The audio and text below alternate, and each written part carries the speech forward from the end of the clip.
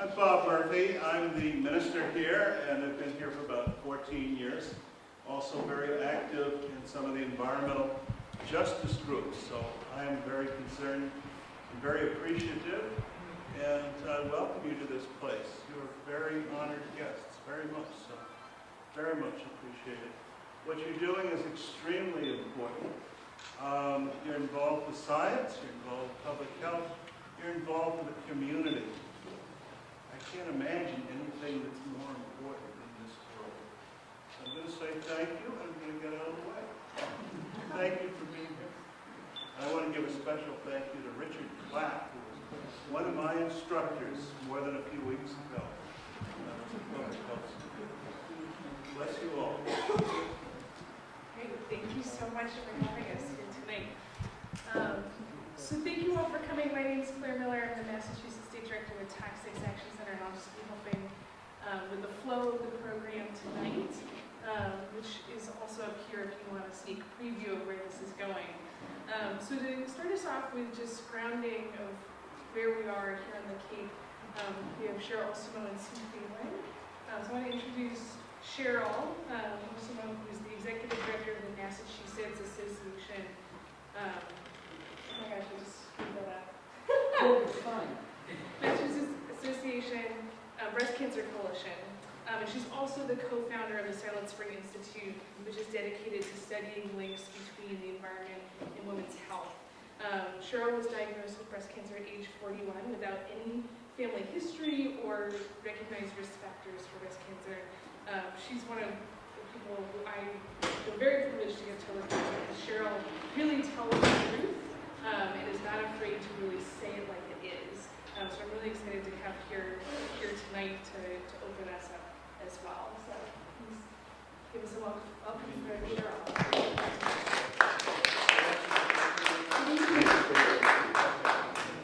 I'd also like to say how honored I feel to be here this evening, not just because I'm here with so many friends, citizens of Massachusetts and on Cape Cod, but that Dr. Clapp, you know how I feel about your work and you, and thank you very much for traveling this great distance. Thank you, Reverend Murphy, for always opening up your beautiful home to all of us to share these important Cheryl, I believe the projector has arrived. A projector has arrived, Doctor. Thank you. That was fast. Things happen here.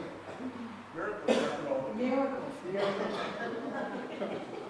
For those of you who may not know, the Massachusetts Breast Cancer Coalition is an organization dedicated to preventing environmental causes of breast cancer through community education, research advocacy, and changes to public policy. By advocating for the investigation of toxic chemicals linked to cancer in air, water, soil, food, and consumer products, MBCC seeks to protect current and future generations from exposure in the home, community, and workplace. To support our unique mission, MBCC founded its sister organization, Silent Spring Institute. In 1990, to conduct scientific research on the link between the environment and breast cancer. With a long history of investigation into contaminants of emerging concern in the waters of Cape Cod, Silent Spring Institute has provided some of the first data on endocrine disrupting compounds, EDCs, in Cape groundwater and drinking water. Silent Spring Institute's studies of drinking water quality on Cape Cod represents some of the only research to explore contamination of drinking water sources by hormone disruptors and other wastewater chemicals coming from septic systems.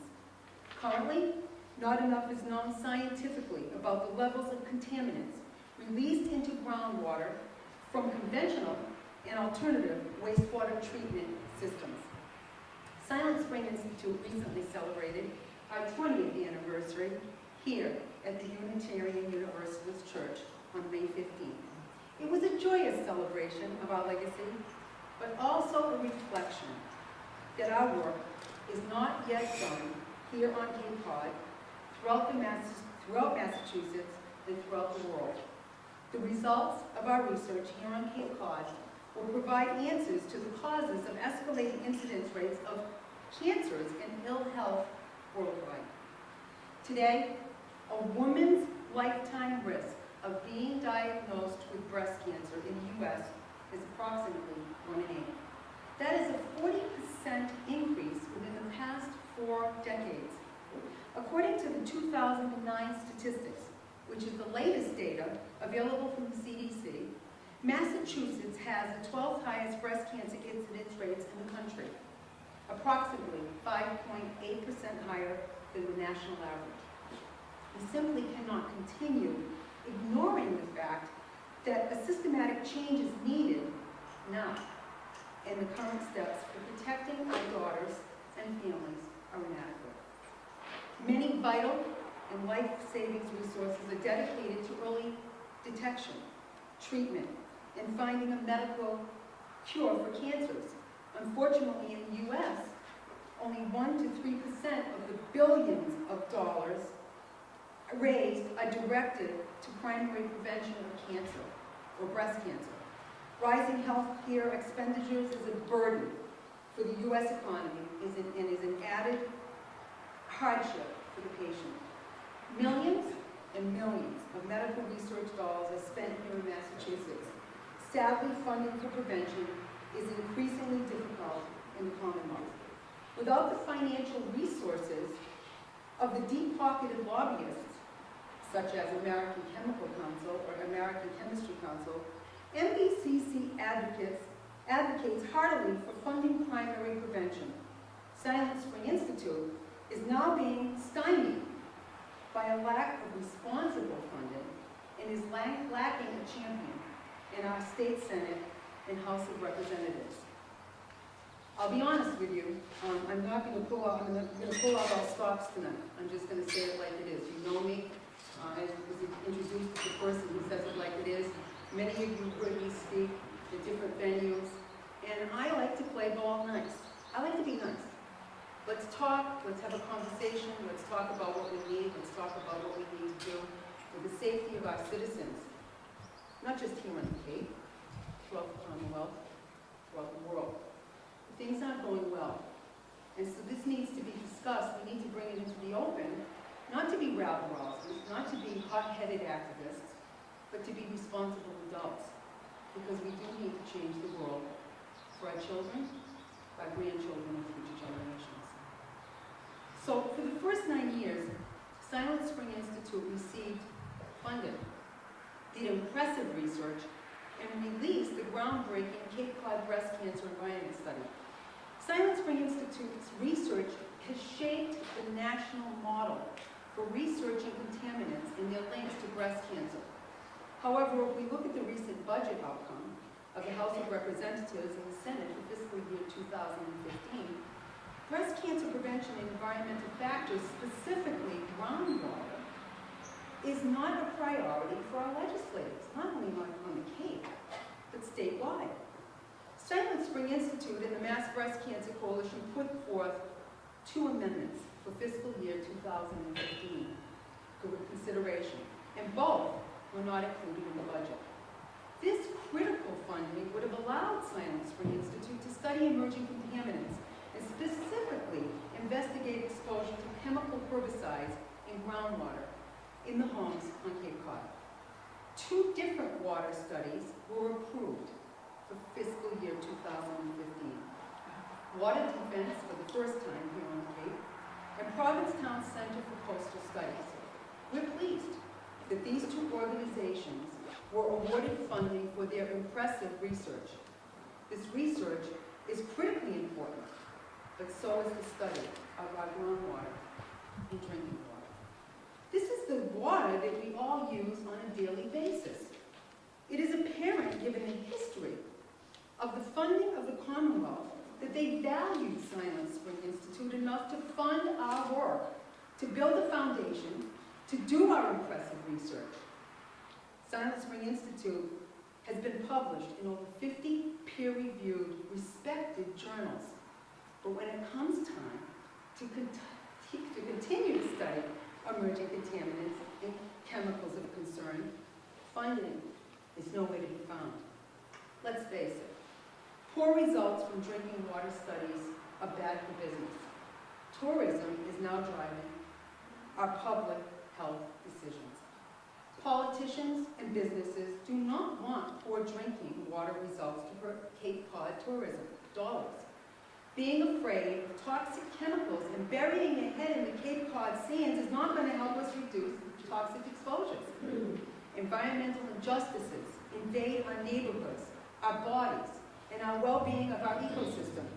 Perhaps the most blatant disregard for public health is the NSTAR spraying here on the Cape.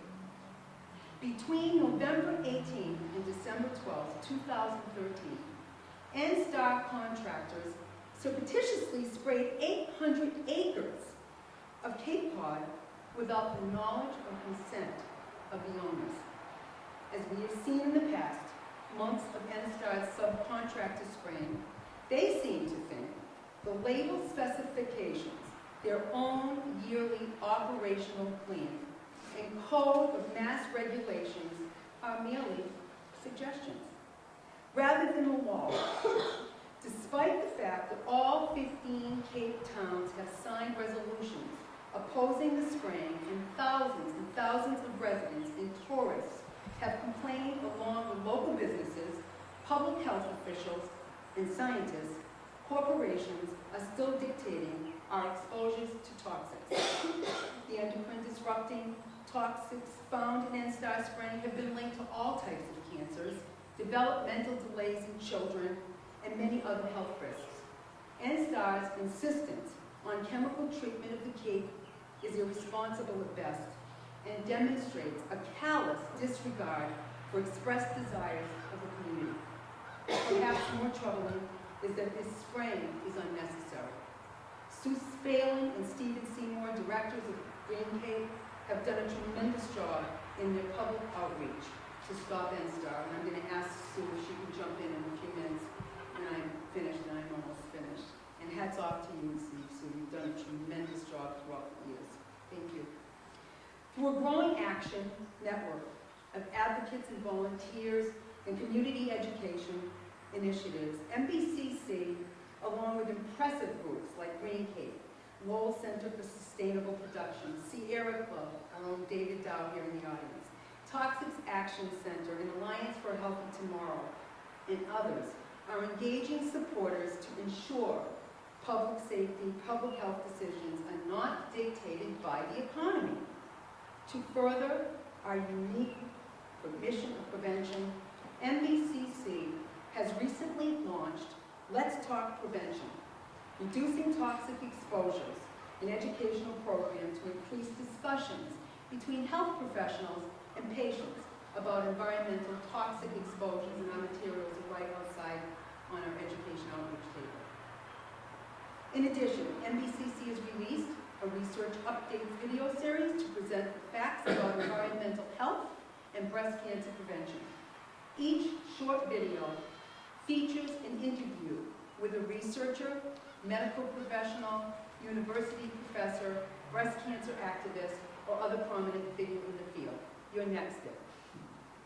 Through these means, Massachusetts Breast Cancer Coalition's unique approach to preventing breast cancer continues to influence public policy on both local and national scales, and we hope one day to further reduce the burden for all consumers, help further reduce our exposure to chemical concerns, and ensure that from the manufacturing floor to the store shelves, we are confident in the products we purchase, the water that we drink, and the food that we eat to be contaminant-free. These are the tenets of a cancer-free economy, and one that we will continue to strive for. Thank you very much.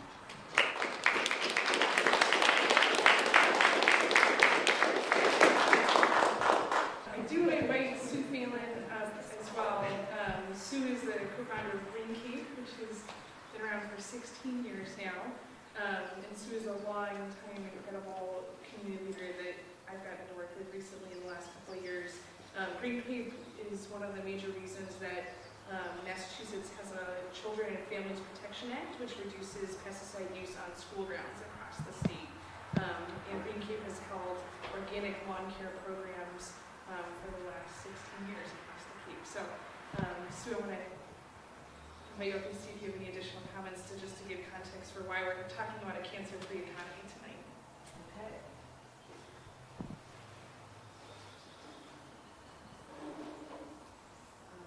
Thanks, Claire, and special thanks to Reverend Murphy for offering to host this program, and thank you to the other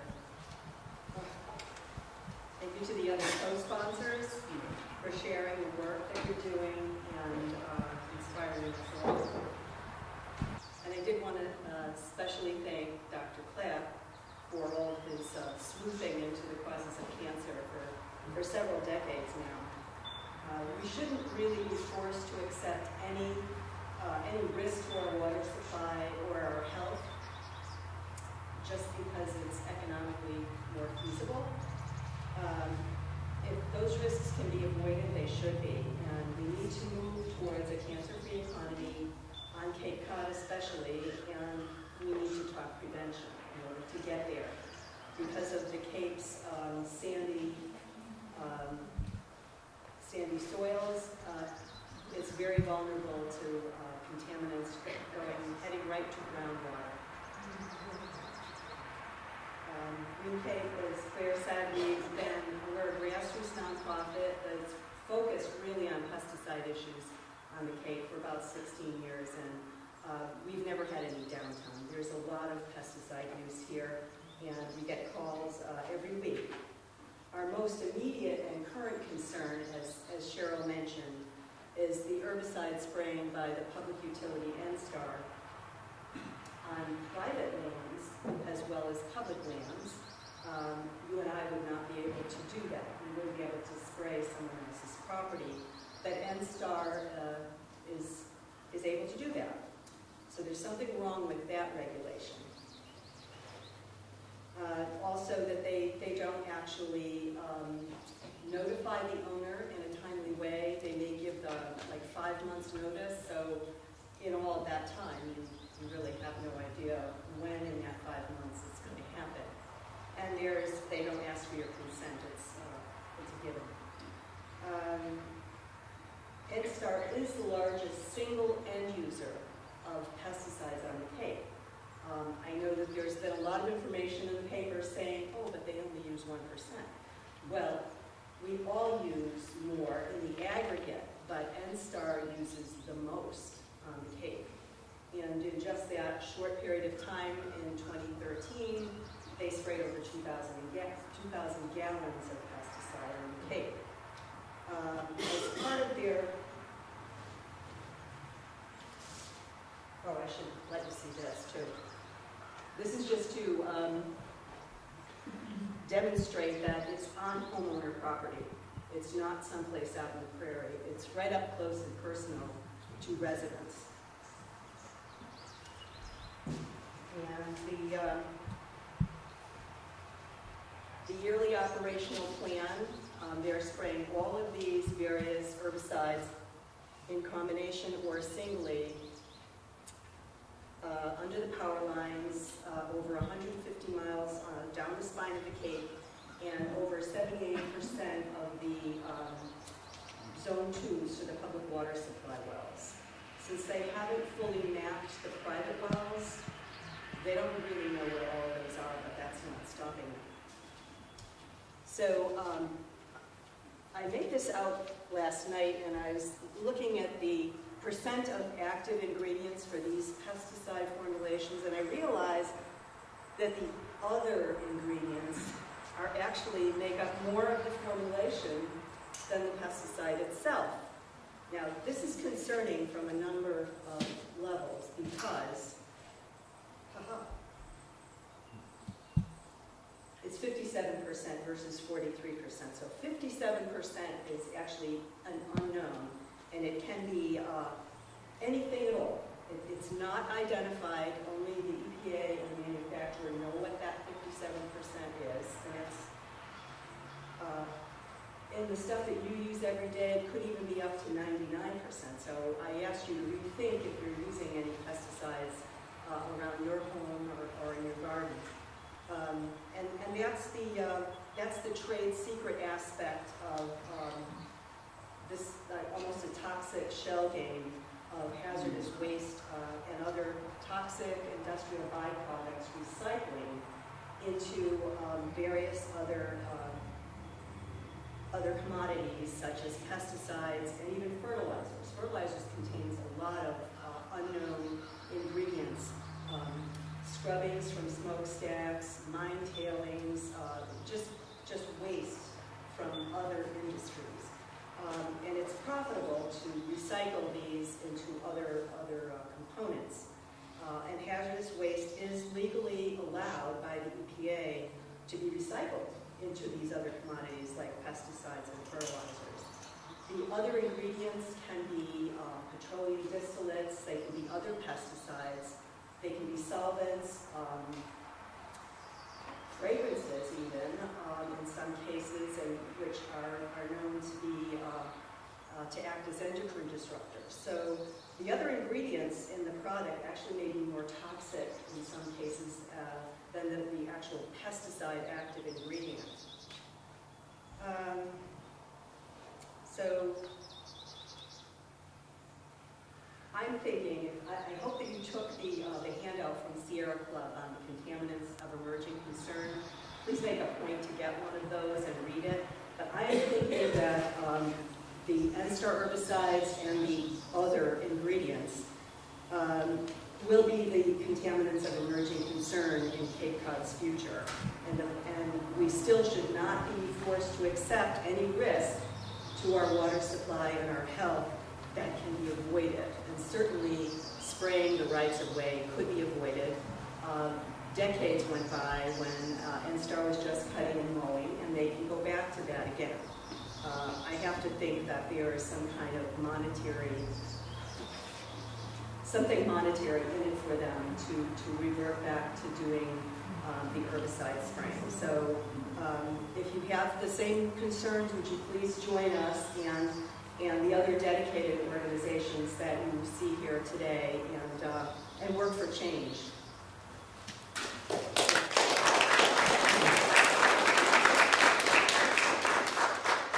Great, thanks so much, Sue. So before we dive into what the cancer-free economy means and what it looks like, I do want to do a little bit of getting to hear from you all on who's in the room and why you came. And while we do this, if we want to set up the projector, but to do a round of introduction, so folks could say your name, maybe where you came from to get here tonight, and why you came. So in a kind of short sentence, but just so we can get a sense of, and make sure that we address why you came tonight. Maybe we can start here with John. Okay, stand up so everyone can hear you. I came here from Woods Hole, and I'm interested in the topic. Great, thanks, John. Okay. I'm Cheryl Herwig, I'm a breast cancer survivor. My husband's a physician on Cape Cod and students. And just having worked with him in his office and seeing the population of people that had breast cancer and recurrent breast cancer is unimaginable. And so I'm very interested in this. Great. Stand up and face. I'm also a breast cancer survivor, and I'm extremely upset with what's going on. And so the case is beautiful, it's very delicate, and what's going on here across the country, and government that seems to support it. So I'm frustrated. Thank you. Over here. So introduce yourself. This is Emma. Great. Oh, this is Emma Agnes, and she's here tonight. So glad to have you. Great. Over here. My name is Laura Opie, and I've known Sue for years. In fact, my children participated in some playground testing and studies. It was a wonderful experience. And I'm here mostly because I know Sue is going to be good. Yeah.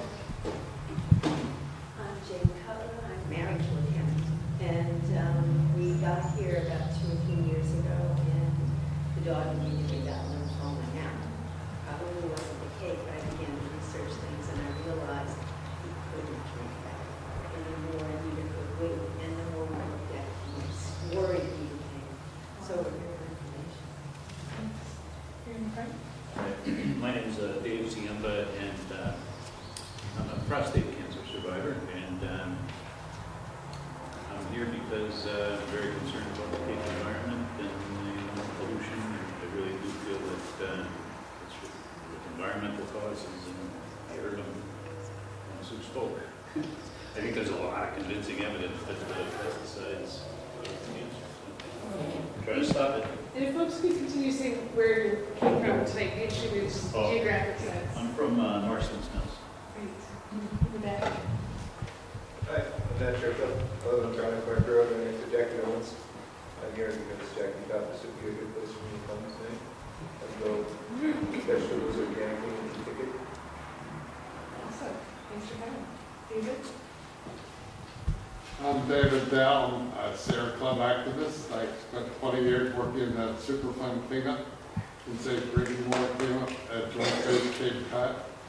I was one of the people that helped the toxic activist team develop the contaminants on emerging concern fact sheet. And I live in East Town, I'm about 2 blocks away. Great. Here? My name is Alan Cutler. I'm a recent migrant to Cape. I love it.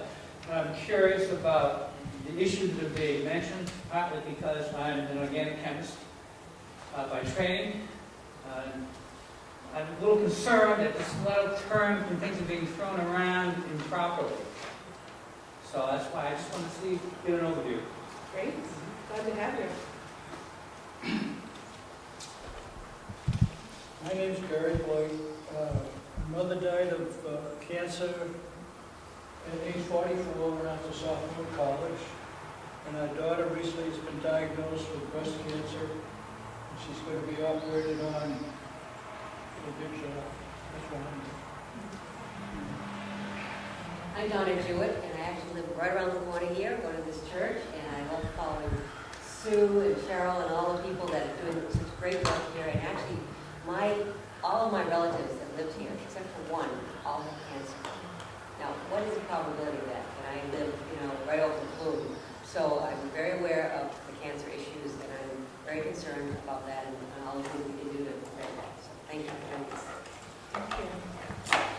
My name is Janet Kluber, treasurer of Green Cape. I also work with the Green Center, and we're participating in the Silent Spring study of our testing CECs of cancer for emerging concern in our center. They're testing unsafe. I'm Jackie Owens from Falmouth, and I'm here because I'm very concerned about the environment. Thank you, Jen. I'm Tom Gelsler from Potomac. I've lived on the Cape for more than 50 years. I was a career farmer for more than 30 years. I read a column for the Cape Cod Times, and I've covered this topic a lot of times in a lot of different ways. And I'm here because Sue Phelan was kind enough to invite me. I'm in a very high risk group for cancer myself because of family history, mostly because of spending my entire life outside in the sunshine. Thanks for coming. I'm Arlene Hoxie. I'm from East Sandwich. I originally came because I wanted to hear Chuck Collins speak. That being said, I am very concerned about what's going on. My husband is in the landscape business, and he tries to be very responsible with organics and well-used organic products. And I'm nervous about the breast cancer risks for myself and my children. I'm Bill Cootier, I'm Cheryl's husband, and I've been following her for years and supporting her and interested in the prevention of breast cancer here on the Cape. Next room. I'm Elsa Weiser. I live in Bourne. I'm a breast cancer survivor, and I'm with Haven for Healing at the end because Haven mentioned about this email. Sorry, I'm trying to troubleshoot this at the same time. Go ahead. Hi, I'm Shelley Levin. I'm here with Haven for Healing. We're a Falmouth group that provides energy work and support for people in treatment for cancer from throughout the whole area here. And we're all volunteers. There's no charge for our service. I'm here to bring back information to our people. And I've had breast cancer twice. I'm Liz Caparelli, and I was born and I've had breast cancer. And I moved to the Cape about 10 years ago, and when I moved here, I read an article about the high incidence of breast cancer on the Cape, and I think it's partially why I've gotten it because of living here. And I'm also a group with the Cape for Healing, and they've done an amazing job helping people with cancer. Hi, I'm Sue Delana. I'm in East Sandwich, and I'm here because my friend Sue Palin's sister. Excellent. My name is Danielle. I'm an intern with the Massachusetts Breast Cancer Coalition, and I'm here because I'm a part of the younger generations that Cheryl often talks about that are at risk for breast cancer because of environmental toxins. So I'm here to support Cheryl and to learn more from the other groups that are here tonight. Hi, I'm Nancy Murphy. Excuse me, from Yarmouth, and I'm with Green Cape. And I'm an RN, and I teach people about prevention. Hi, I'm Jude Wilbur, General Enemy of NSTAR.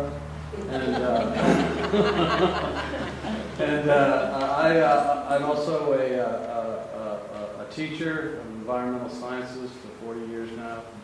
And I have developed a course at Massachusetts Maritime Academy dealing with both the long-term and short-term effects of toxic load and how you can deal with those and also link them to an economy. Thank you. I have some handouts that Sue asked me to bring. If any Miss, yeah. My name is Jordan. I've been doing green energy and in general environmental positive science for about 4 decades. I'm also a prostate cancer survivor. And I think this is a significant issue. Did I miss anybody else? Would you like to introduce yourself and why you came? Rod Joyner. I'm from New Hampshire, but I live here 4 months a year. I'm just curious. Did I miss anybody else in the sun glare? Okay. Well, thank you all so much for coming and for sharing why you've come. It's very clear to me that we have a really powerful group of folks who have a lot to share and learn and discuss. So, we're going to, hear some presentations now, but there's also definitely time for question and answer because we do want this to be a conversation. So first I want to introduce Richard Clapp. A couple of speakers have already kind of nodded towards him. He's an epidemiologist with more than 30 years of experience in public health practice, as well as teaching and consulting. I'm not going to give the whole litany, but just to give you a taste. So Richard Clapp is Emeritus Professor of Environmental Health at the VU School of Public Health and an adjunct professor at UMass Lowell. And from 1980 to 1989, he served as the director of the Massachusetts Cancer Registry. So please join me in welcoming.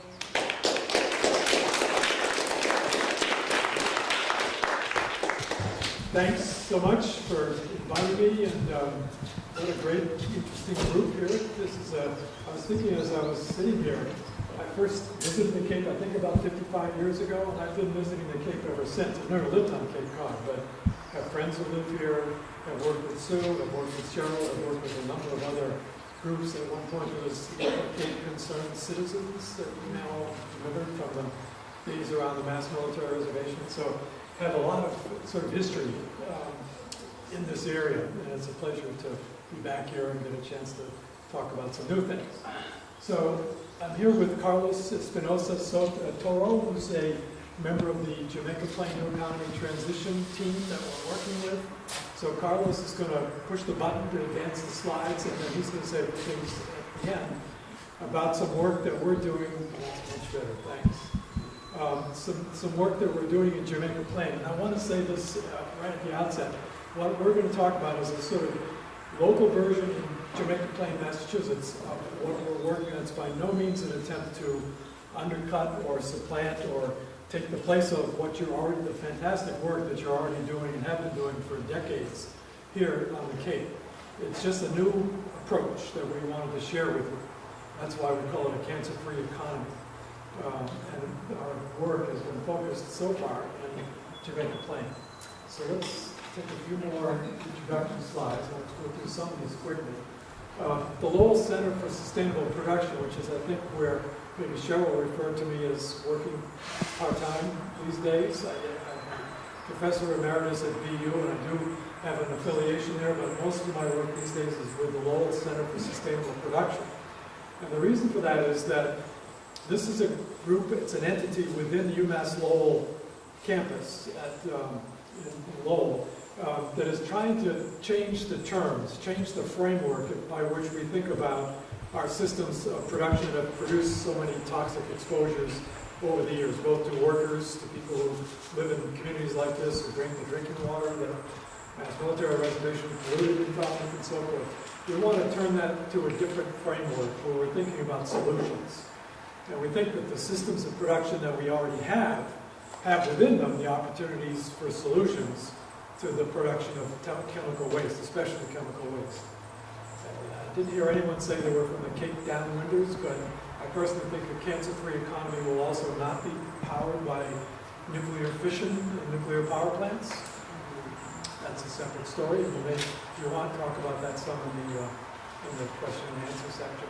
What we're going to focus now on is our approach to thinking about ways to have a cancer-free economy that doesn't include chemical carcinogens. This is the project that I'm referring to in Jamaica Plain. It's a collaboration between Jamaica Plain New Economy Transition, where Carlos works, and where Chuck Collins also works, but couldn't be here tonight. And the Lowell Center for Sustainable Production, where I work, and two colleagues of mine, Polly Hoppin and Molly Jacobs, the three of us are actually the collaborators on this project. Jamaica Plain Center South Main Streets, one particular person, Mary Ann, which is a group of retail establishments or owners of retail establishments that have formed and do collaborative projects in Jamaica Plains called Main Streets, and Main Streets organizations throughout Boston Press on the Cape as well. Toxics Action Center, where Claire is from, and Sylvia Brody, who is the director of Toxics Action Center. The two have been close collaborators on this work as we've developed it. We're not quite a year old. We started this last August, actually. And then there's this grant that we got from the Toxics Use Reduction Institute at UMass Lowell. The nickname is TURI. So TURI is all about what it sounds like, toxics use reduction in Massachusetts. And it's funded by, it was set up by the Toxics Use Reduction Act, TURA, in 1989, and it's funded by a fee for companies in Massachusetts that use any of a list of toxic chemicals. So they have to pay a fee, it's like a tax on the use of that chemical if they're going to continue to use it in the state. And that tax, or that fee, I'm sure they'd rather call it a fee, goes to the state government that fund, among other things, the Toxics Use Reduction Institute, whose purpose is really to figure out alternatives to what they're using now, such that there would be less toxic effect on the workers and the communities in which the Massachusetts companies exist. So because that funding exists, they give out community grants, and one of the community grants is to this project in Jamaica Plain. I'm going to say just a few things about this because I think a lot of you already know this information. Cheryl has already shared some of it. It's a huge problem, cancer in our families, in our neighborhoods, in our communities. It's 1.6, if you go by the latest American Cancer Society statistics, 1.6 million people will be, more than that, will be diagnosed with invasive cancer this year. 13 million people are now living in the U.S. with cancer, so they're either just got it or still being diagnosed and treated, or they've had it for a while, as some of you in this room have, but are still living with that sort of shadow over their head. So if you count that all up, that's the prevalence of people who have been diagnosed or are living with cancer. It's 13 million people right now in this country. And billions of dollars have been spent on this problem, and we still have it. And For some types of cancer, it's still going up. And in some age groups, like children, it's still going up. So that's our challenge. Cheryl used the word burden, the burden of breast cancer. The burden of this disease is enormous in this country and in the world, really, but we'll talk for now about this country and this state and on Cape Cod. I'm not going to mention all these volunteer organizations. Next. This is the graph of the overall incidence of all types of cancer combined. The top, the green line is men, and you can see there's that big peak from around 1989, 1990, 1991. Does anyone know what that was from? The peak? Smoking? No, the smoking is pushing that thing up regularly, but the peak is from prostate cancer screening. That's when the new test became available in the late 80s and early 90s. So there were a lot of men out there with prostate cancer that hadn't been diagnosed, and the PSA test allowed that to happen, so it jumped up. And then the bottom line is women, and that's also steadily been going up, maybe slightly coming down recently. And that might be because finally, both men and women, lung cancer is beginning to come down because the prevalence of smoking has come down over the years. So in some ways, that's proof of the point. Prevention works. If you don't get the exposure that causes that cancer, then you don't get the cancer. So that's, I think, well, that's definitely begun to happen in men, that lung cancer has come down fairly steadily in men in recent years, and it's just now beginning, lung cancer is just now beginning to come down in women. It's the leading cause of cancer death in women, lung cancer. Next slide. These are some of the ones that are less commonly talked about, but which are still going up. And non-Hodgkin's lymphoma is at the top of that list. Breast cancer is sort of beginning to level off, and we hope it stays leveled off and doesn't begin to go back up again. But non-Hodgkin's lymphoma has been going up steadily. Kidney cancer and thyroid cancer has been going up faster than any other. Thyroid cancer and liver cancer, the two most rapidly increasing types of cancer in this country and in this state, in Massachusetts. Nobody has an answer for why thyroid cancer should be going up that dramatically. There's a person at the National Cancer Institute named Elaine Braun, who I actually called up. I had met her, and I called her up and said, why is this? And she said, we don't know. There's no readily available, it's not just better diagnosis. You can feel it, but that hasn't changed. You feel it for decades. There is a new needle biopsy method that's used more commonly now that may be some of the answer, but it's not the whole answer. So nobody can give you a full answer of why thyroid cancer should be going up. Luckily, it's one that's quite treatable. So, and it's pretty obvious. So once it's diagnosed at an early enough stage, it's treatable. So people don't die of thyroid cancer in anything like this kind of sharply increasing rate. Kidney cancer is another one that is connected to exposure to trichloroethylene in particular. Trichloroethylene is a degreasing solvent that's used widely, and it's a widespread water contaminant in the state. It was used widely in, for example, in degreasing metal parts at the General Electric plant in Lynn. Kidney cancer is going up in the state, as it is in many parts of the U.S., and it's been recently linked to excessive exposure to trichloroethylene, chlorinated solvent. I get tempted to go into lots of stories like this, so I'm going to stop myself right now. Next slide. This is what I mentioned earlier. This is the childhood cancer picture. So the incidence, that's the new diagnoses every year, by year, of childhood cancer. The two leading kinds are brain cancer and leukemia. Those are the two principal, more than half of childhood cancers of those two types. It's going up steadily for the last 35 years, 40 years. Deaths due to childhood cancer, deaths of children due to cancer is coming down.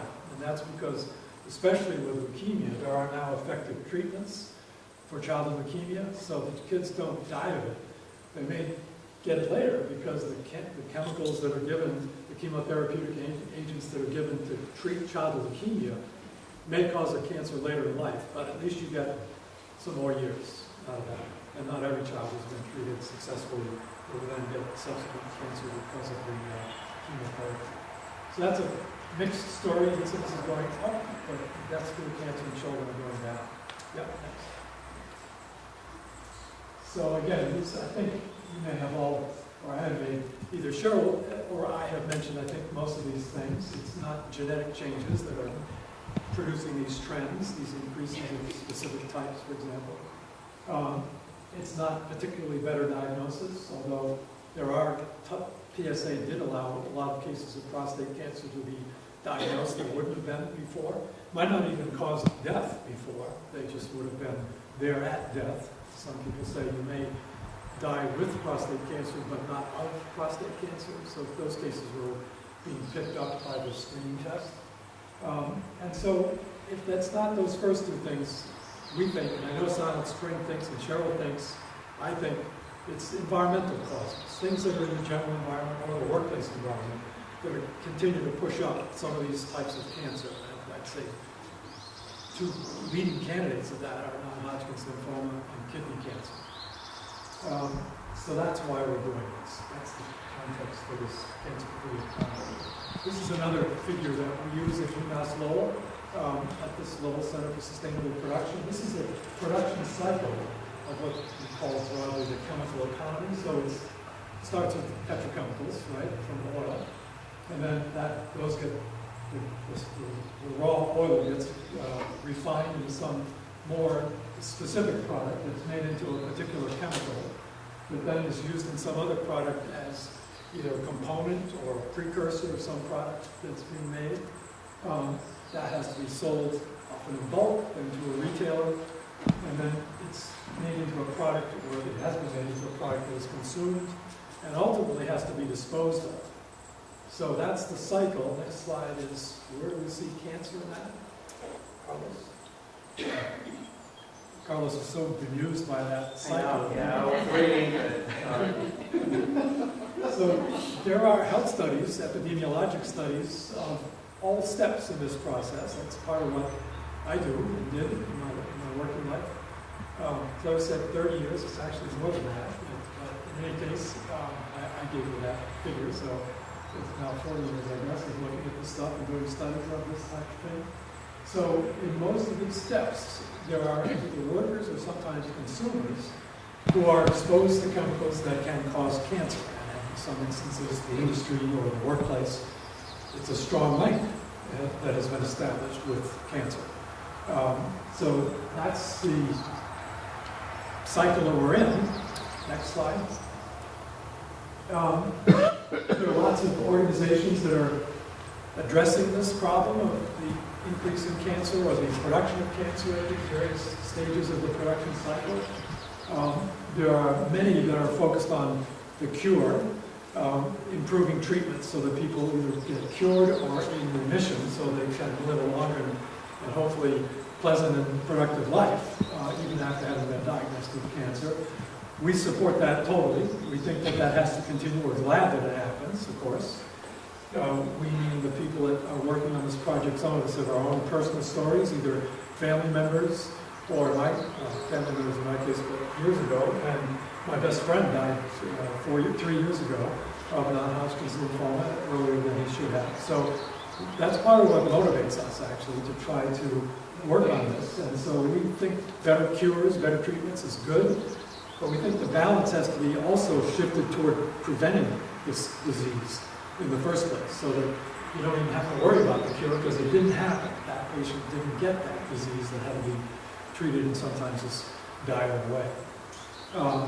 And we strongly support Silent Spring Institute, and I would add Green Cape to that for the work that they've done, and that is about prevention. It's about raising consciousness about the exposures that can cause breast cancer, raising consciousness about the chemicals that are sprayed on rights of way that wind up on either people breathing it directly, as Sue's photograph showed, or it's in the drinking water, it's in the groundwater, and it's in the drinking water. So in any case, we support that type of work. We want to do it ourselves. Next slide. These I'm going to skip, actually, Carlos. Let's just go through these. This is sort of biology 301, and it's not worth spending the time on it. Okay, that's good. So it's a multifactorial disease. There's multiple factors that go into the production of a cancer in an individual. Some people call it the causal pie. There's a pie for every person that constitutes the sufficient reason why they got cancer. And that pie has several slices, pieces. So this is the group of slices that may comprise the cause of one person getting cancer. And at least one of those is industrial and agricultural chemicals. We're not here to say how big that slice is or how small it is. It's a slice. And by this scheme, you take away any slice, any of those slices, smoking, something about your diet, then that isn't going to be a sufficient cause. That person won't get that cancer. That's the notion of a causal pie. And that's actually, it's sort of mainstream thinking these days and thinking about cancer. But there are lots of arguments about, here's my phone going off. I don't even know who it is. So in any case, what we're focused on here is removing that top right slice by industrial and environmental chemical exposures. Ways to do that, multiple ways to do that, some of which you're already doing. Okay, next. Another landmark, I guess, in this whole process was in the year 2010 when this came out. This is the President's Cancer Panel report for the years, it covered the years 2008, 2009, when it came out in May of 2010. And it focused on this question of what is the burden of cancer that's caused by environmental, meaning environmental and occupational exposures. So here's a quote. The true burden of environmentally induced cancers has been grossly underestimated. This is the President's Cancer Panel. These are people who are established to review the government's cancer program. It's actually staffed by people at the National Cancer Institute. So there's the panel was actually supposed to be 3 people. At the time of this, there were only 2. 2 people who were very famous, actually. One was a lab scientist named Margaret Kripke, who does research especially on melanoma. We can talk about that later in the question and answer. And then Dr. LaSalle Lafall, who was a surgeon, an oncologic surgeon, surgical oncologist at Howard University in Washington. They were the panelists that listened to testimony. I was one of the people, and a couple of other friends from UMass Lowell and other colleagues from around the country. Actually, there were 4 public meetings where we made our presentations to the panel. And then there was this army of people from the National Cancer Institute, seriously writing down everything that was said, taking our handouts, and then crafting this report. It said some pretty remarkable things. So, removing carcinogens and other toxins from our food, water, and air that needlessly increase healthcare costs, cripple our nation's productivity, and devastate American lives is something that we should do. We were stunned when this came out. We said, this is the President's Cancer Panel. This is these people who were appointed by George W. Bush. This is not what we were expecting. And so they either bought it or took it in and incorporated it, and the staff wrote it up, and the 2 panelists that we didn't expect to have anything like this to say were strong, actually, both of them, when they released this report. A couple more quotes from this. So they called for basically the precautionary principle, which you may have heard of, which is in the absence of absolute 100% proof, we still have to act in order to prevent dire circumstances or dire consequences like cancer. And so that's the opposite of that is a reactionary approach, which is you wait until the disease has already happened, or bodies have already been counted, and then you do something. That's the backwards. That's from a public health point of view. That's doing it backwards. That's not trying to prevent disease. That's waiting until the bodies have been counted. So we've got to move. That's what we have now. I mean, that's sort of how it works. We have to prove in court, so to speak, that there's enough evidence that this, say, chemical is harmful before it can be taken off the market. So this precautionary approach is actually the European approach right now through something they call REACH, which is an acronym that basically says you have to provide the data before you can put the chemical on the market. And the slogan is no data, no market. So that's the goal, actually, is to get to someplace like that. It's not going to happen in current Congress or current administration, for that matter. So, right, I guess that goes without saying. But so we have to do it at the local level. Next. And this is another way out, is, chemists learning how to do this differently. So there's something called green chemistry. It's a field, actually. It's a sort of a subspecialty within the field of chemistry. It's taught at UMass, for example, UMass Boston, UMass Lowell, taught at Stanford. It's taught at a lot of universities now. It's fairly new, actually. I think the first book called Green Chemistry was published in 1997. And so the President's Cancer Panel basically endorsed that. Next.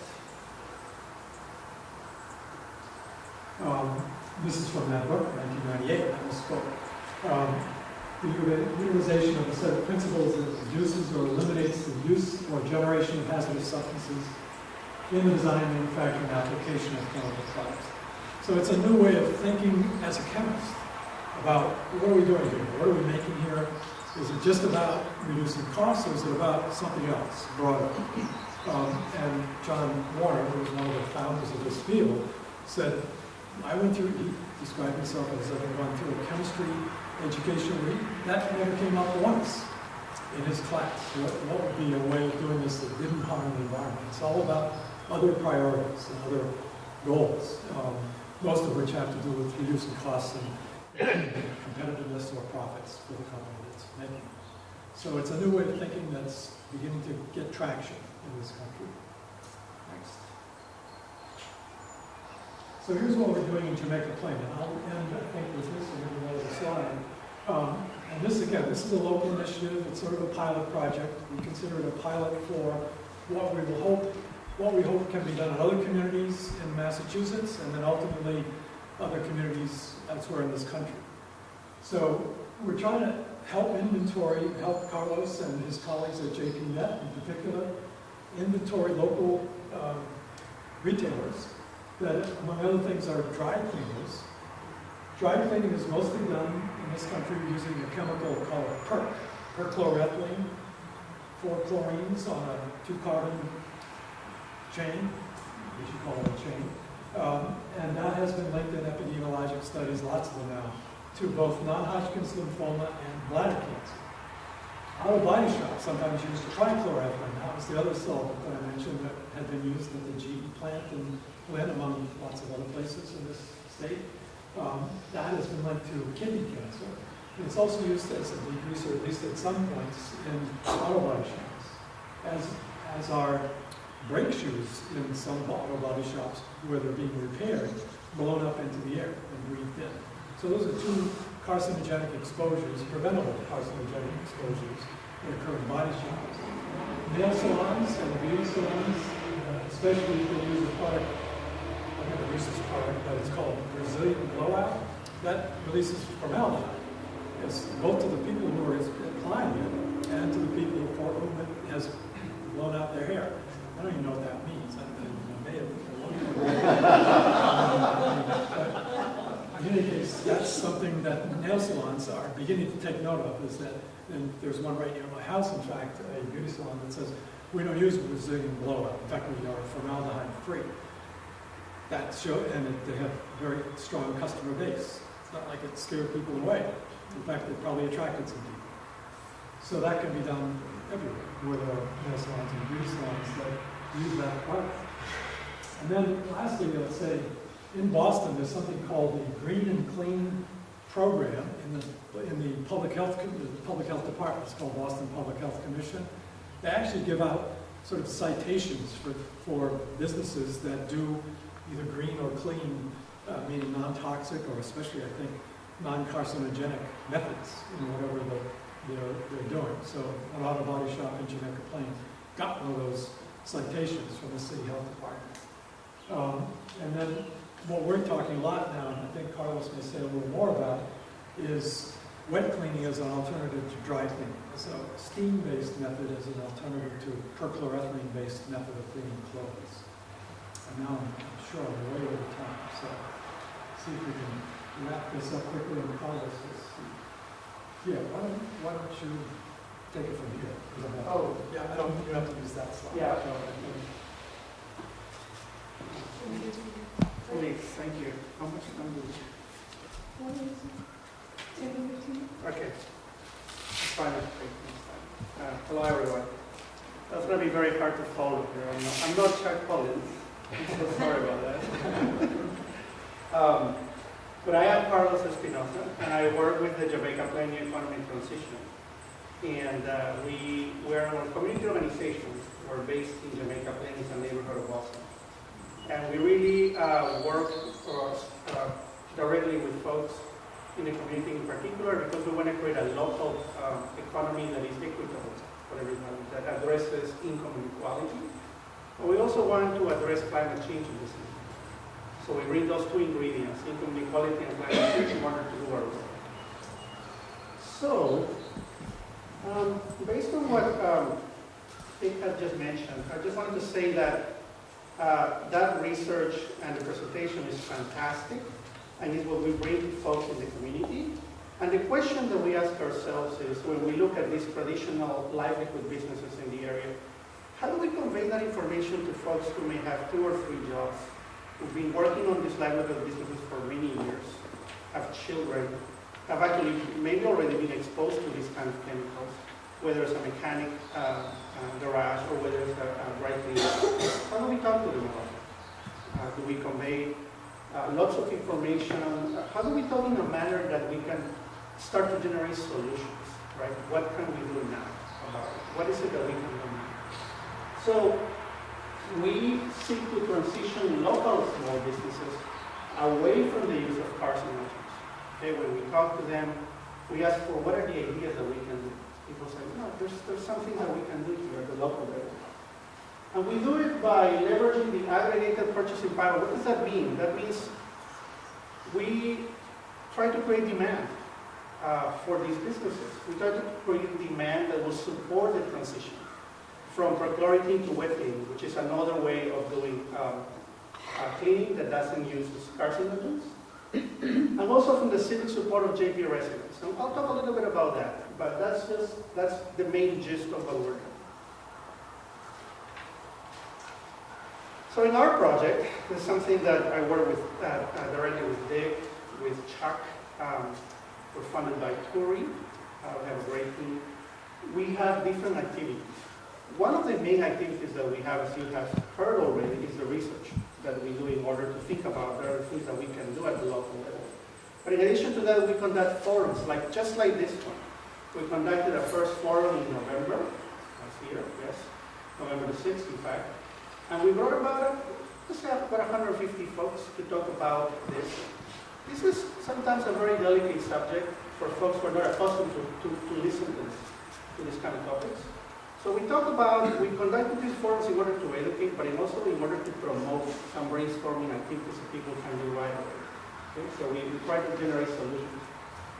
In addition to that, we're also simultaneously, we work with businesses, directly with businesses. And I'll tell you a little bit of a story about a business that we've been working with, which is transition for perchlorate to wet cleaning. And one important thing is that at all of these events, we not only think about educating, but also we're thinking about creating the demand to help these businesses transition, and we do that by promoting a pledge. It's a signature, that's what it is, but it's a pledge in which folks said, I will be willing to patronize a business as a transition from using carcinogens to using safe alternatives. Right? And we've accumulated roughly about 100, 150 of these pledges. And we use that because this is a motivation and incentive for small businesses to say, oh, so we have support from the community here, so it's easier for us to think about transition. And also we work with Turi Toxics Action Center, which works on a much more statewide level. And this is actually an example of some of that collaboration right now, working in a different place than the Jamaica Plain. Next. Now, this is a story of the actual work that we've been doing and how it's been translating into an actual action. Okay? I just want to say that this is very specific to Jamaica Plain, but I'm going to say it in a very passionate manner to see if maybe there's something that could be done in other places, or maybe it can reach a different scale. Okay? But I just want to let you know this is specifically in Jamaica Plain. So in Jamaica Plain, we have traditional livelihood businesses. Some of them, in addition to mechanic and nail salons, there's also dry cleaners. So we did a search about dry cleaners, in particular those who were doing the dry cleaning in-house, not drops. Right? because we think it will be very powerful if we can transition one of these dry cleaners into a wet cleaner. This couple here, you can see Mayra Vargas and Ernesto Vargas. They're an immigrant couple. She's from Guatemala. He's from Venezuela. Oh, sorry, Colombia. They have owned their businesses called JMP Cleaners for several years, roughly a little bit more than 10 years. They have a couple of places. One of them is in Roslindale. They wanted to move to Jamaica Plain because the one in Roslindale was, they were being asked to move because it was going to be converted into a different kind of business. So we met them at this demonstration of wet cleaning in Walpole, Massachusetts. At this point is when we started learning about what wet cleaning is and what are the benefits of it. But as you can see, I'll let you look at their faces, they're totally skeptical. They're like, so how much money is going to cost? Am I going to be able to do this? We've been working on superchloroquine for 10 years. It certainly takes the stains very fast, and is the industry standard, right? So we work with them. We talk to them. Okay, we provide the resources to them. We let them know that there's people supporting them with the pledges. We let them know that TURI supports with $15,000 of a grant, or maybe even more resources. You can see J.O. Nash in the back. There she's the representative from TURI. And after our conversations promoting the benefits that they could have, and also how we can support them. Because we don't just let them know, okay, change and that's it. Right? We need to support that transition. It takes time. Right? We need to say, well, okay, here you go, here's the money, okay, now you do it. No, we are working with them, okay, step by step. So then Myra is convinced, and let her husband know, says, we should really change, right? They're taking a big risk by doing that. We've been talking to other dry cleaners in the area. They're not changing. Okay, they know that they know their work. They know what they're going to do. They are making a difference. They're changing. Okay, so that right now, what we're trying to do for them, in addition to providing the grant that they've got from TURI in order to buy the equipment and also for the installation, we're creating a Kickstarter campaign. I don't know if you're familiar with that, but you heard not. It's just a way of crowdsourcing or generating funds from from everybody. Okay? So we're creating a Kickstarter campaign where we're raising funds in order for them to start their businesses, to transition with enough money, and also to be able to prosper. But also for us, it's important to let people understand and demonstrate that businesses, traditional livelihood businesses that have been around for a long time, can go green and prosper. Okay? Usually the case is, well, you go green, but then you are expensive, they can prosper. So we're trying to make that point. So that's the story of what's happening with JMP Cleaners. And I guess I want to just close by saying that, again, this is an example of what we're doing in Jamaica Plain, specifically in an area, where a lot of traditional livelihood business owners are folks of color. But this is an example of how, businesses can transition. And I think coming here, talking to you about, thinking about what are the lessons from this, or how we can do this kind of application in other parts of the state.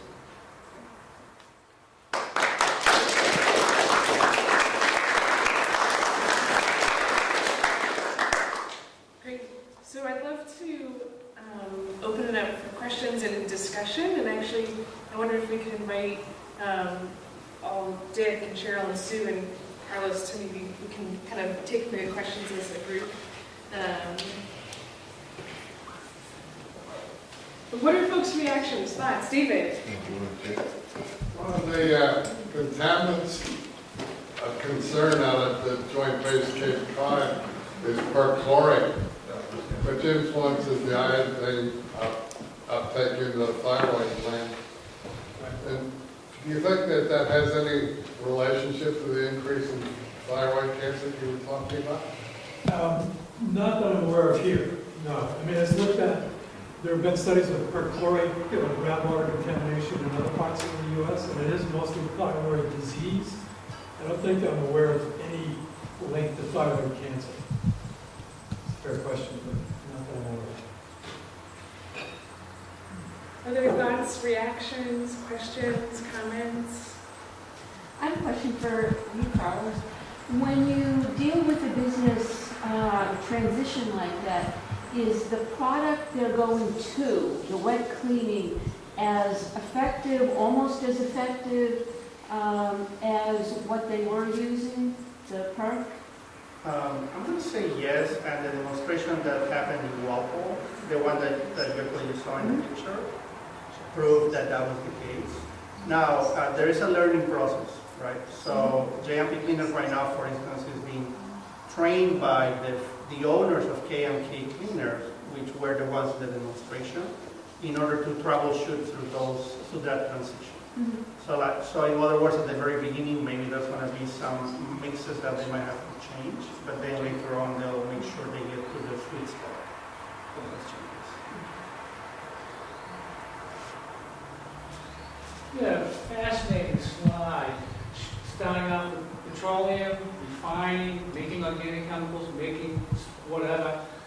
And my concern is when you have that cycle set up, there's a lack of information on how you can't get the information from the companies. What's going on? A perfect example would be fracking. And not important in Massachusetts, I realize, but problem is hell on wheels to get the information on the organic materials that they shove down those wells. Now, one can guess that they're probably the same sort of chemicals that were used out of Louisiana, for example, to sequester the hydrocarbons in the ocean and then disperse them, which is basically what's happening in fracking within the... It's close enough. But the point is, you're not getting the information. So you set up a beautiful plan, but unless something is done to force the companies to give you the information on the constituents. I mean, somebody else talked about pesticides and what have you, that you have large percentages of unknown materials. I don't think that's as important, though, simply because when you add the inert ingredients, it's something of making it easy for the companies to solubilize it. A variety of other things. They're usually cheap, and they're not going to do much. It's because pesticides, the large organic molecules, the phosphorus-containing molecules, they're deadly. And they're even more deadly sometimes as they start to break down. So I'm not worried about those percentages, but anyway, I'll get back to my point. When you have that cycle, unless you get the information, and they don't seem to be forthcoming. Well, it depends. I mean, that cycle was actually created by a colleague at UMass Lowell in something called the Department of Work Environment. That's what they study, is the work environment. And they study work processes, how a solvent works when it's, at this concentration in air or in this concentration in some other solvent. And they put that, I mean, some of this is trade secrets, as you said, as you're implying, or I guess the formal term is confidential business information. So the companies aren't even going to tell an academic department like UMass Lowell's Department of Work Environment what exactly they're using. But some are forthcoming about that. And one other method, believe it or not, is lawsuits, where you take a company to court.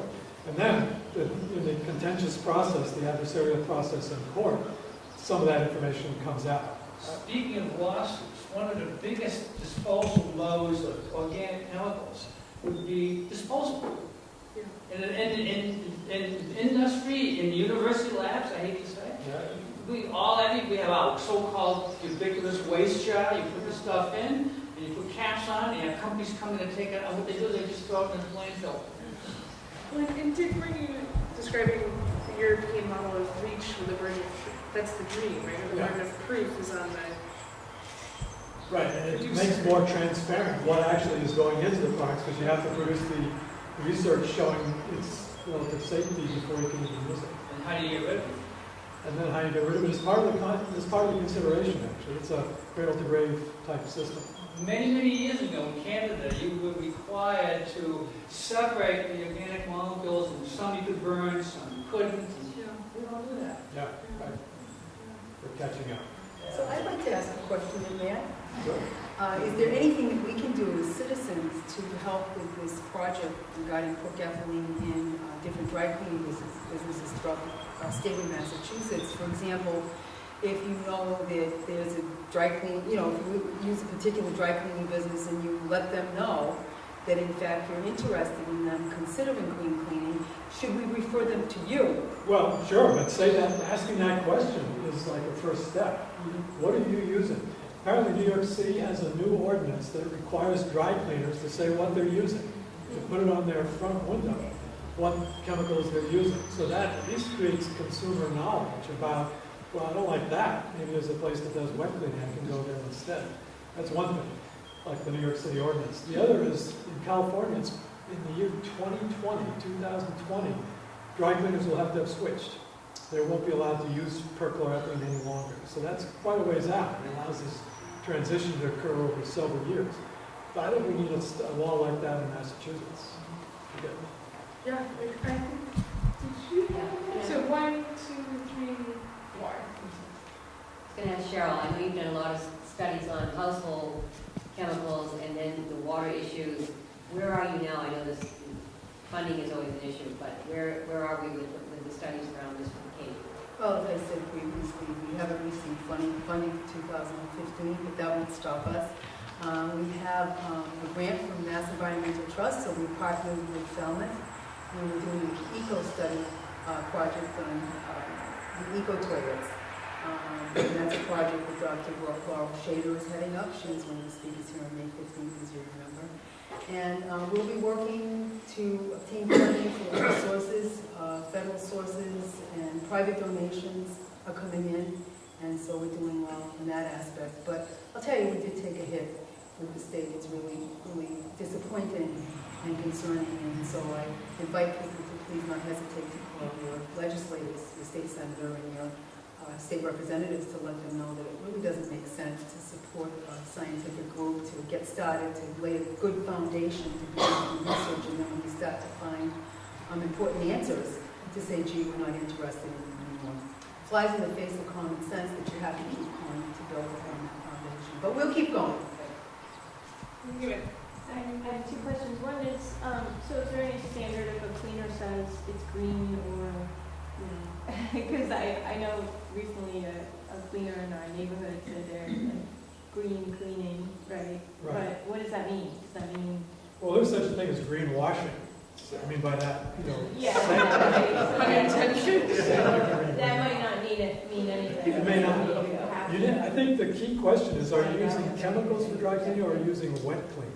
So if they say we're using wet cleaning, or we ship our stuff to a place that does wet cleaning, that I would say is clean. And if they can sort of back it up, I would trust that. But just because they say it's... And then I have a question for Sue. So can you give a brief update on what's happening with Enstar right now? You said they had sprayed the last few months of 2013, and what the latest is for their spraying on the Cape right now? They're not spraying right now. They would have to notify the newspaper. And so I've been looking in the newspaper daily for notification. And then there's a number of things that you can do to keep yourself from being exposed. And we have a list of things on our website, but of course we hope it doesn't come to that. But also I would hope that people would contact their state reps and state senator about this. It seems to have gone off their radar for the moment. But it's very important, and it's not something that can be dismissed. Let them know of your concerns, and just don't let up. Can you request that they notify you when they're in your area? Is that, are they do that? But But people they're have. required. People have, and they don't. Notify, unfortunately. I have 2 Socratic type questions which are meant to be thought-provoking. Anybody on the panel can address them if they want, but it's mainly to get people in the room thinking. But I'd like to preface by wondering if anybody notices the irony that we're sitting here talking about industrial chemicals while the scent of horse manure wafts through our open windows.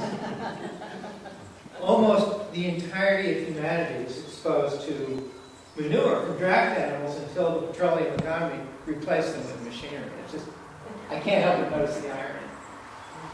But my first question is, when you're trying to isolate the cause of something, you try to eliminate all the variables except for one.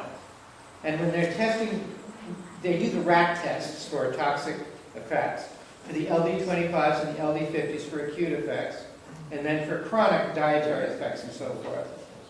You keep a rat in a cage, you know exactly what he's eating, you know exactly how many hours he sleeps, and only one thing is different. That's the control variable. We can't do that with people because people don't live in cages. People don't actually know what they eat. I've read studies where you ask people to report what they eat, and they say, I had a glass of juice and a piece of dry toast for breakfast. And then you do the same study with a scientist following them around with a clipboard, and he finds out that they ate 3 pieces of toast with butter and a glass of juice and some bacon. People underreport what they eat. But it's important. Nobody knows what they really ingest. But it's important to know. And there's another thing. In my generation, at least a quarter of all baby boomers experimented with illegal materials of unknown composition. And I don't know if we will ever be able to uncover the epidemiological effects of that. It's important to know, but we can't know. So that's just... And another thing, people are afraid of industrial chemicals if they don't become familiar with them. I've handled all sorts of, solvents, because I've done a lot of painting, home building, and I've handled herbicides and insecticides and so forth on my farm. I never had an environmental problem. I never suffered ill effects, acute or chronic, from any of those things. The only things I've actually suffered from is sunburn, hornet stings, and poison ivy. I've had poison ivy 1,000 times. Is there any way of knowing what that long-term effect is? Again, you can address this if you want, but it's a Socratic question, really. Go ahead. I want to turn, and it's my turn. Are there other people? Are you asking a question or are you responding? Well, I just wanted to make a comment. I'm taking too long. That's only question number 1. So, that was very interesting. When I was young, and I've never said this publicly, but I feel that my time has come. When I was a young child, at 11 years old, my father decided that it was time for me to work. And my father owned a dry cleaning business. And I, as the oldest of 4, was assigned to begin working to help with the back, to bag the clothes with the plastic, and to help waiting on the customers. And I remember enjoying immensely going into the back room to visit my dad as he sprayed the clothes on that special silver table.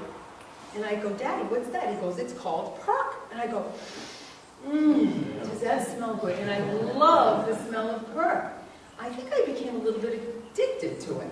And I go back and I smell this Perk. Now, my sister was 3 years younger than I, very shy, so she wasn't, enlisted into this. They didn't make her go to work. Still resent her for that a little. But then there was my brother, who was 3 years younger than her, and he also worked for Dad.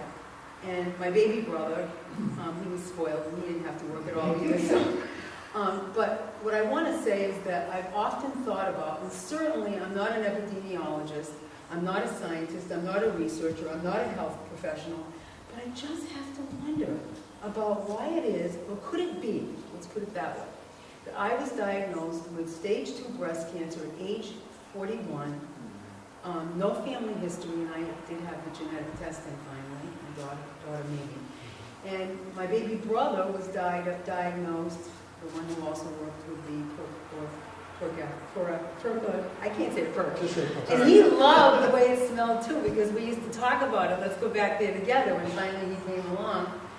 And I remember that, and then he died a few years later, we were going through chemo together. Could it be that exposure to perch that maybe lend a hand to us both of us being diagnosed with colorectal breast? Do you think? You know, when it comes to an individual person who I love, it's hard for me to make a diagnosis, even with that much information. But you were exposed to a carcinogen, and you were exposed to other carcinogens as well, probably. But what epidemiologists do is we look at groups of people. So dry cleaners in particular, as a group, have high rates of non-Hodgkin's lymphoma and bladder cancer. Not so much breast cancer, but this is probably less than that, actually. So for you, I couldn't answer that one. So it wasn't for me to bring up my personal story, although I did feel the need. But that it's great that you were not diagnosed with breast cancer while you were exposed to chemicals. Not everyone is as lucky as you are, and that's all I wanted to. The point that I wanted to make. The other version of that is not everyone who smokes cigarettes gets lung cancer. Right. In fact, the vast majority don't. But some do, and there's way more do than people who don't smoke at all. I was curious about on the dry cleaning, whether the residues left on the clothes are not so good to get exposed to, and whether that might be an angle to come at if you're trying to make a change in that area. Do you address, when you talk to people, you say, not only is it bad for the environment that they're doing this, but when you put your clothes on, you're exposing yourself. Is there exposure, I guess, is the question I have. Yeah, I think it's not so much when you put your clothes on. There are people who study this exact thing, not to bring the clothes home. Right. And if they still have the plastic wrapping, it stays there, the off-gassing perchloroethylene, until you take the plastic off, and then it's in your indoor air. So it's not so much putting it on, it's breathing it. And whoever else is in your family is breathing it. So airing them out, maybe taking the plastic wrapper off as you come inside the house, might be the best way to get rid of that off-gassing as soon as you can, before it builds up in your closets. I don't question the dry cleaning, it's just in terms of No, there's some awareness. exposure that way. And then the other dry cleaning question that comes to mind, thank you, Maria, is you say wet cleaning. Is wet cleaning chemical free necessarily, automatically, or do you also have to follow through and make sure it's steam without fill in the blank?